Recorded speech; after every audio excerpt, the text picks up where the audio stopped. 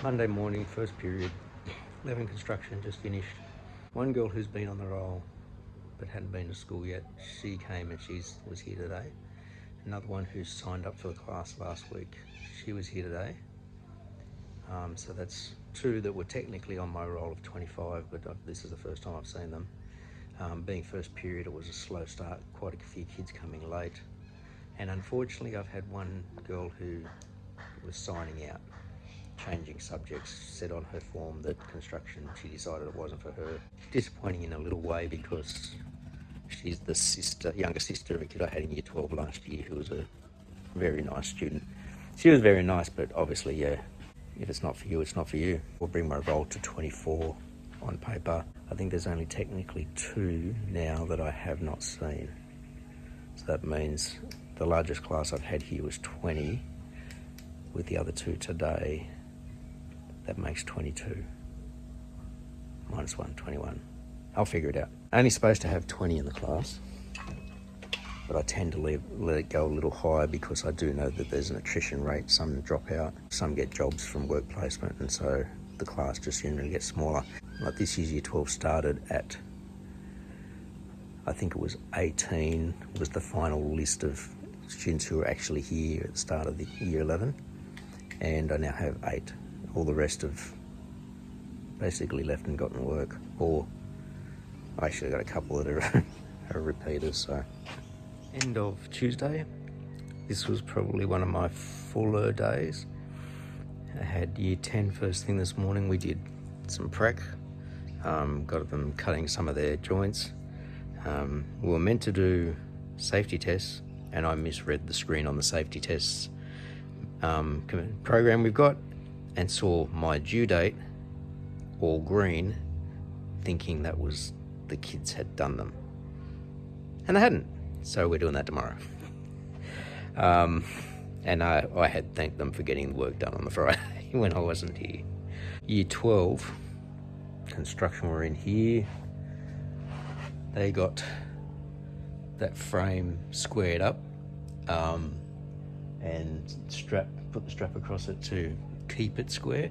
It was like slightly out, and we managed to be able to pull it straight with the strapping, and that's now all square. Fair bit of tension on it. We pre-drilled holes for the anchors, and I have them for a double on Thursday, and we'll see about getting that. I booked the classroom, one of those periods, the second period, so we can see if we can get it in there and installed.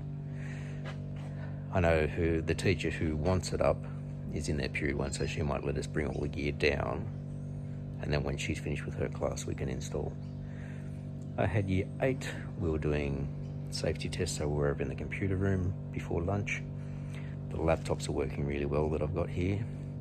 And then I had year 11 last period in that room as well. We've just finished up, the day's ended, and I just brought the laptops back over to pop them in there to charge.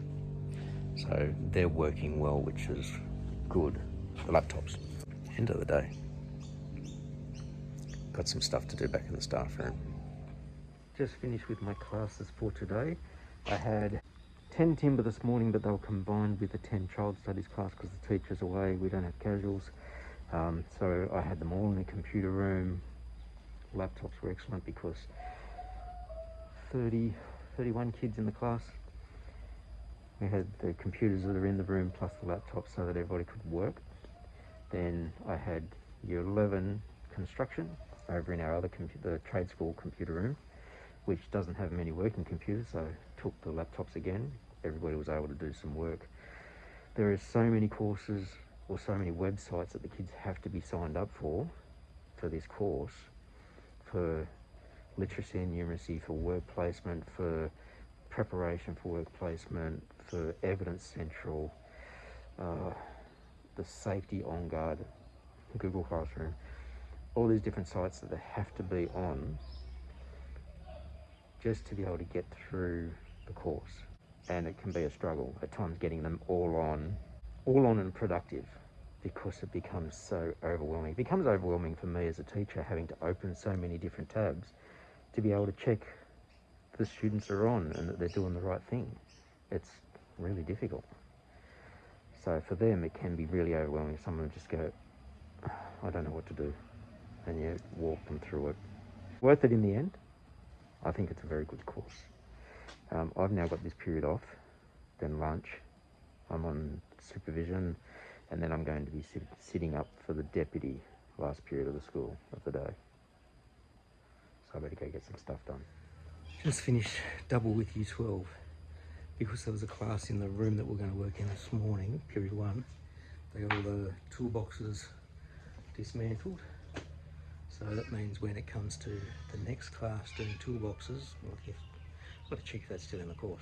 We'll be able to use the base timber, just chop part of it off, and they'll be able to get brand new sides out of those. I might modify the design a bit to make it slightly smaller so that we can use the stuff that we had. Chop these timber handles down. Then the second period, just before second period started, we took all our gear down to the room to get them set up to put the frame up and then the notice board. It got done. Some slight hiccups, which I'll go down and show you this as I walk back to the staff room. But it's up. That's the main thing. So there's the notice board. So quite a decent size, 3600 by 1200. So it's at 12 feet by 4 foot. And the frame, you can see that we had to deal with this. So the frame was sitting on here, goes up to the top, and then weirdly enough, something this large was expected to only be held in with these little plastic cap end screw holes, one in each corner. Unfortunately, when we took the bubble wrap off, this one fell out because it had been dropped on delivery. You could see it on the corner, and so it had snapped the parts that go into the aluminium extrusion. So we did, well, the boys did, screw in each corner, one in the center, then in the center of those, so 900, 18, 27, and then down the bottom, because it was so flexible, I put one, what was this? It was 200 up from the base, just to avoid any screws in this section. And then along here again, 900, 1800, 2700, and you can barely see them, but that's just so that this is actually attached and can't swing out, because there's a lot of flex in it. It's just a thin, like, half-inch MDF, not even that. Yeah, not even that. Carpet material, foam, 3mm MDF. So it was very flexible, but it's now up. We can't really access the power points or data points that are there now, or on further down. Those ones are just a data point. We might be able to access the data points because they're just like this, but the power points, that's going to be a concern. So this could still be an ongoing project.